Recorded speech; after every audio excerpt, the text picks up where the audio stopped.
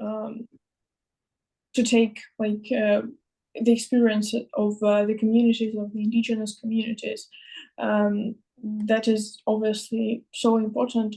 And I feel that like we're running out of time.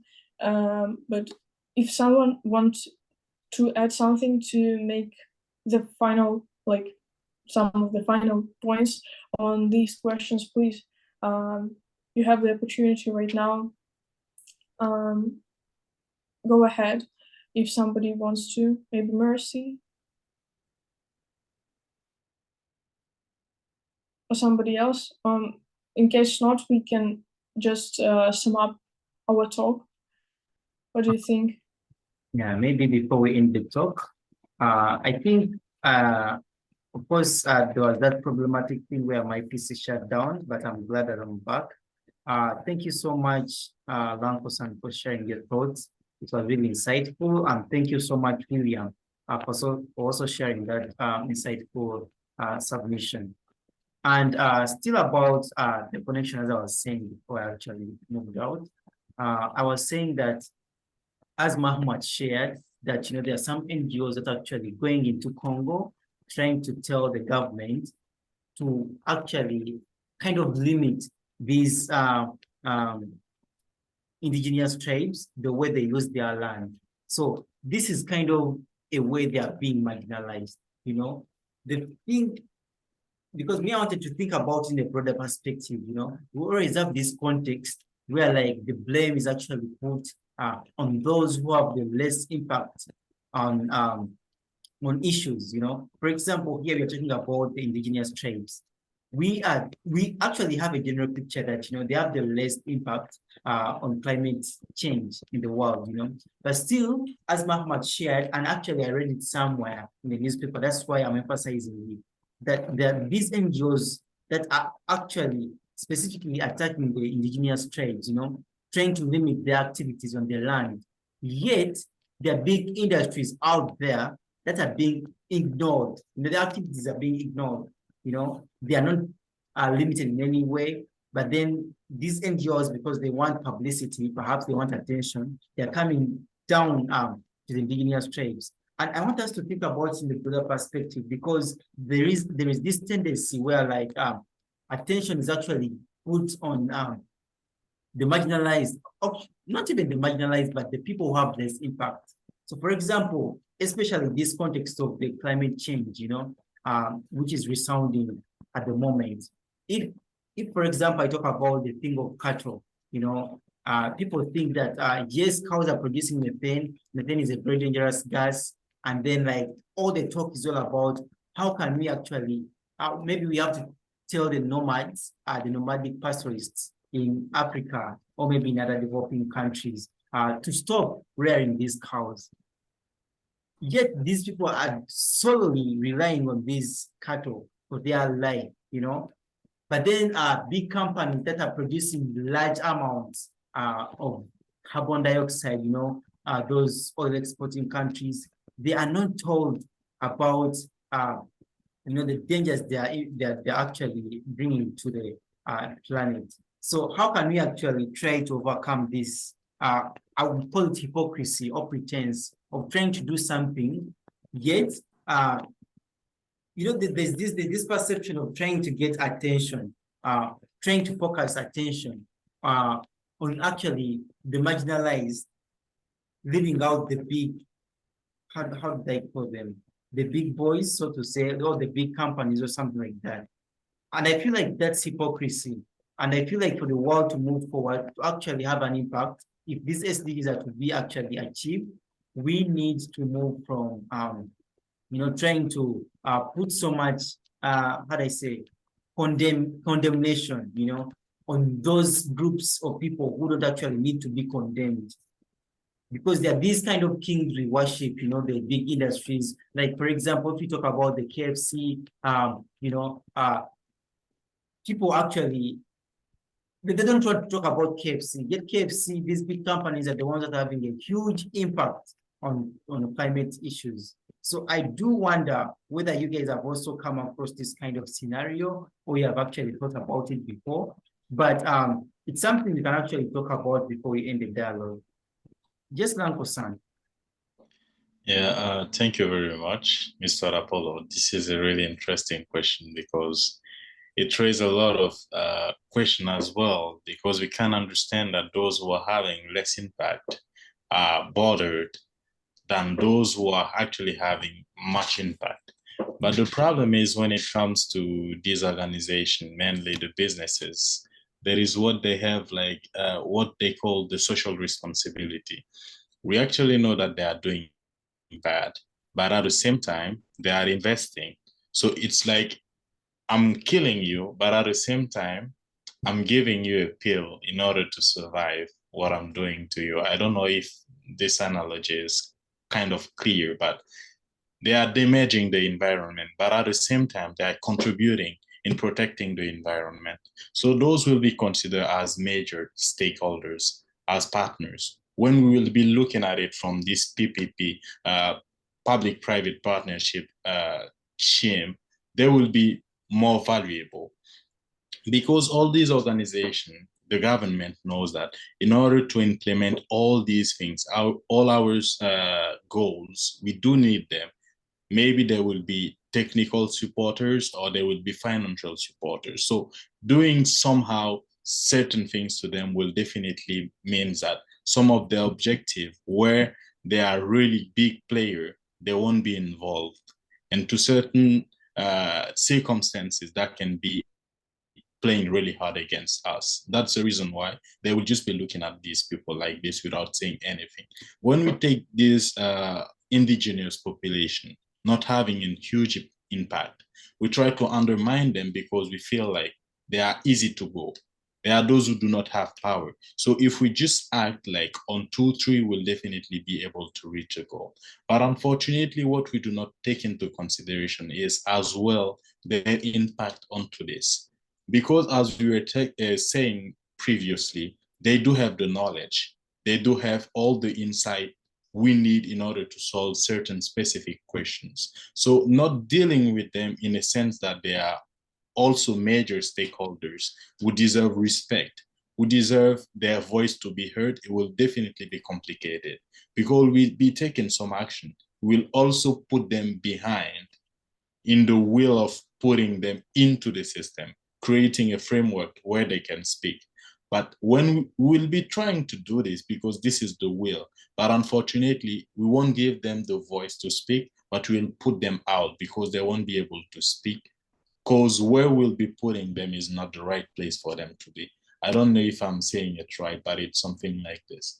But now, does it mean that we do not need actually to address a problem when it comes out from the indigenous population?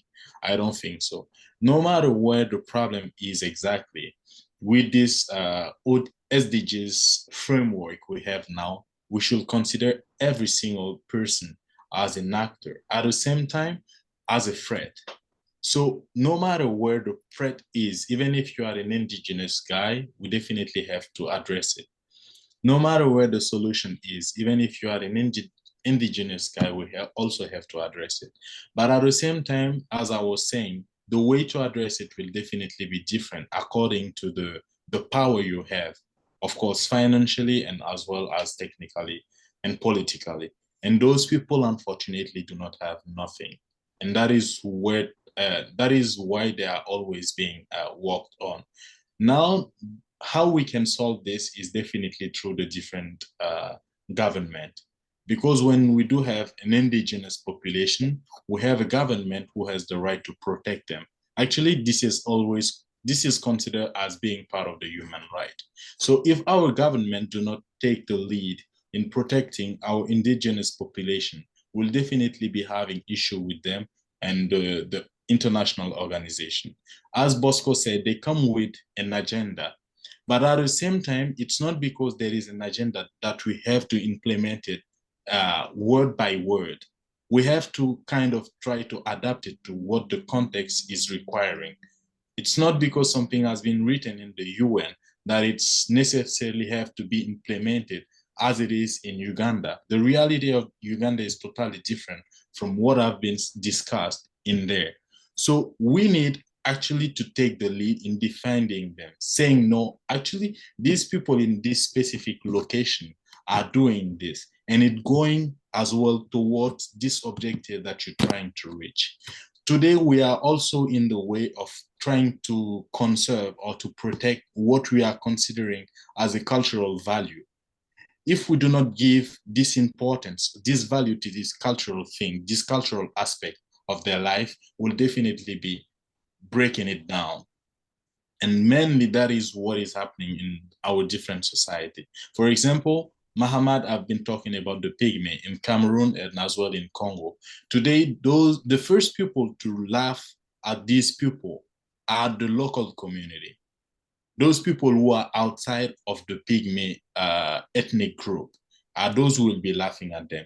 What then if if an international organization comes in and find that those people just close to those pygmy are laughing at them? It just means that there is something wrong with them and we have to solve it. And since they've never been given the time to speak out, they will not be heard. And this organization will just be pulling them down. This is what we have to do. Internally, we have to give them a right. Try to understand them first before going into any form of discussion. We have to put them, I don't know how we're gonna do it, but we definitely need to find a representative from their group who will raise their voices when it comes to take action that concern them. Because the solution taken for me, without me, is not a solution for me. That is what I believe in. Thank you. Thank you so much. I feel like those are great insights, both Apollo's and Manuel's. Thank you very, very much. Yeah, I maybe. think, Yeah, maybe. yes. Yeah, to have the last take. I think what Emmanuel has really mentioned, is really rhyming to what I actually wanted to tackle, and it was quite insightful. If you talk about increasing the representation, bringing these people onto the table, onto the decision-making institutions table, to actually have a say from themselves, because as you say, anything without them is not for them. It also makes me think actually about this scenario that I've come to think about because I've been to various international forums and all these things. But one thing I've realized, even though like you haven't been to these forums, but you must have identified it, that it's so hard for these groups, even though they are called onto the decision-making table to say something. It's so hard to actually, how do I say something from a weak point, even though we think that when they come onto the table to speak out their grievances, to talk about their problems, but it's so hard to negotiate from a weak point. Because I've been to the United Nations, and this is very visible, even within the United Nations, there are groups. You can talk about the Security Council, where we have the big countries, they're apparently called big countries, and then we have other countries that actually do not, like all countries don't have the same or the equal power, So this makes me wonder whether actually this reality can be overcome, can like just calling these indigenous communities to the table to say something, can it actually solve anything? Because I feel like the reality out there is that you can't actually negotiate from a weak point. We have seen this in governments where if you come from a village, if you're representative, for example, if you are a parliamentary representative of a village, you don't have the same power as, of course, it's written in the constitution that you have to have the same power as a representative of the city, but in reality, it's different. For example, in the UN or other global organizations, like all countries are supposed to have equal votes, perhaps equal representation, but still it always comes out that, some countries are always stronger or above than others. So it's always like they're not equal partners, and this is the reality out there. And I do wonder actually whether, Mia bringing these people to the table to say something is actually effective. What do you guys think? about this? Do you think it will solve anything to just bring them and then say something, but yet they're actually sharing from a weak point? You know, and I think that actually brings about the disrespect they receive because there's nothing they can show. And it's the same thing. I think I was having a conversation with a friend lately, and we were talking about why maybe African countries can't be respected. And he was telling me about Russia and North Korea, because for them, they have the nuclear weapons, so countries fear them, you know, that kind of thing. But then what does Africa have to show? Does it have military? Does it have the ammunition, the nuclear weapons, and all these things? So, however much we are talking about you know, sustainable development and then equality, but still it comes back to the reality that you actually need to negotiate when you have something to show, something that can actually catch people's attention, to give you respect. And I think this is, how do I say, the barrier to actually achieving equality or actually achieving the SDGs. Because if we continue basing, you know, how do I say, the discussion power or like the negotiating power on what, on the kind of economy or the kind of military power countries have, or like maybe communities have, then we are going to still struggle with inequality, and at the end of it all, we will never achieve the SDGs. So that makes me ask a question, this very difficult question, that how can we actually overcome this idea that you can't actually negotiate from weak points? How can we sit on the same table with these indigenous communities, with communities, with poor communities, with maybe marginalized communities, when we actually look at them as equal partners and not down look on them? Do you think this is possible? Yeah, I think like this,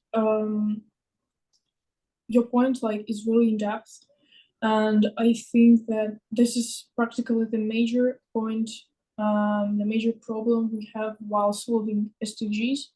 As you mentioned, like this is so true that people have to strive to equality. People have to do their best to maintain an equal dialogue to provide the solutions for the SDGs.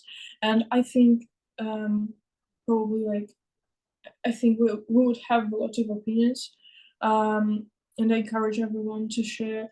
But I think I want to believe that in the future it's going to be possible, due to the fact that we have globalization, we have like different processes happening, and actually the things that indigenous people can provide for the people right now, like authenticity, eco-friendliness, traditions, some kind of like in this matter, like things of that matter.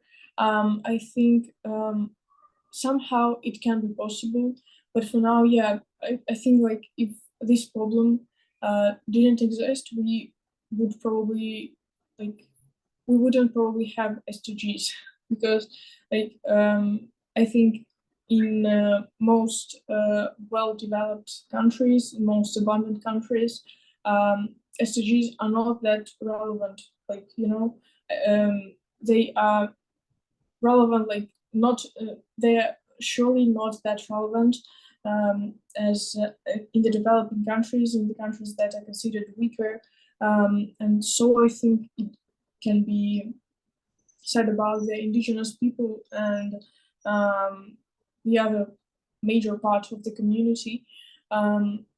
Yeah, I want to believe that it's going to be like possible, but for now, I think it's just hard to um, say something for sure. But that question, yeah, I think it's the major question for the SDGs probably. Is there someone who wants to share like the final point before uh, summing up our dialogue? Yes, Emmanuel, do you want to share something? Okay. I will say yes, it is possible because we are talking about SDGs. Maybe I'm too idealistic, but definitely, I think with this one, knowing that it's not something we can achieve either just by a government or an international organization or by the civil society, but it can be only achieved by constituting a group with every single person. I think on this side, based on this only, I think it's definitely possible to achieve this place where they are represented and their voice worth the same as those from other stakeholders. Because when it will be the time to implement something that really require the participation, you won't be able to tell them that no, because you are not as strong as us, we won't be considering you. It will really be complicated because I'm wondering when exactly these people will be consulted, when exactly they will feel like there is a need to consult this indigenous population. This will be really, really rare. I'm not really sure that it will even happen. But the time it's happened, the time they realize that these are the stakeholder we need for this specific program, they will definitely be able to listen to them. That is why when there is a project, we'll be evaluating it. What is feasible? What is not feasible? What should be transformed in order to align with the context? What should be left like it is? That is what we do before starting an implementation phase. And unfortunately, if they do not do that, they will definitely take what we will call a failure. And they don't want to do that because they still know we have 50% and we have to reach 100% or I don't know 80% by 2030. They will definitely be considering those people who are actually marginalized, and that is the most important things about it. So Apollo, I don't know where you are when you go back again in the UN. Maybe you should raise your voice and say to these people they should take into consideration our indigenous population. And also, if you get Museveni on phone, I don't know when he's gonna be, tell him that they should definitely start action towards indigenous population in the country first, so that when it comes the time to talk about them, it can be more powerful because those people can't represent themselves. Country have to take their voice up. And if they do not do that, that will definitely remain as it is. In Africa, we have more than hundreds of indigenous population. But a country like Uganda, as it is, can't be talking about that on its own. It needs to be backed up by the African Union or I don't know any other institution that take the voice of every single countries. If it's in Europe, maybe the European Union. If it's in America, something that represents at least 5, 3, 10 countries. Because if we have to go like randomly one by one, it will definitely be nothing. That is what I think about it. I wanted to say something else, but I don't know. I feel like I forgot it. If it comes, I will definitely point it out. If of course the meeting is not over. Yes, thank you so much, Emmanuel. That was quite informative, and thank you so much for elaborating more. I think, yeah, we are caught up with time. We are 4 minutes late, but we would invite the last. I'm sorry. I just remember it. With the millenniums, there is what the millennium was based on is a kind of solidarity. There is a problem in a specific country, and what they do, the international community will just decide, okay, this country is struggling. For example, Ethiopia is struggling with war. So we'll just gather money, we'll raise funds, and we'll be supporting Ethiopia in this war, but only by targeting those kids who are having struggle to find food. So what will be given as found to the Ethiopian government should be solely used to provide food to these kids. That is the action plan, and that is what Ethiopia will be doing. They can't change it. They can't change the program. That is what they have to do. That was the millennium. But once we get into the SDGs, they said, okay, these are the project, or these are the main goals. As a country or as an institution, as a civil society, which one do you want to address? What is your approach? Just came and convince us, this is my approach, this is my objective, this is what I want to do. And then if we feel like you can do it, we'll give you money to do it. If you can't do it, we'll just stop. So since here now we do not have any kind of imposition from those who are giving money, they're just telling you should follow the line of the 17 goals that have been decided.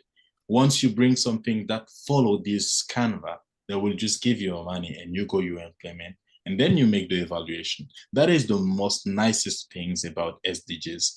Now, this is what our different countries have to take on. I'm sorry to say it, but definitely, I feel like we know more about SDGs than our governments. If you look in some of the countries in Africa, it's like they don't know what SDG is. You take the youth today, most of the time they will be writing a project, they will, whatever it is, but you will never see SDG on it.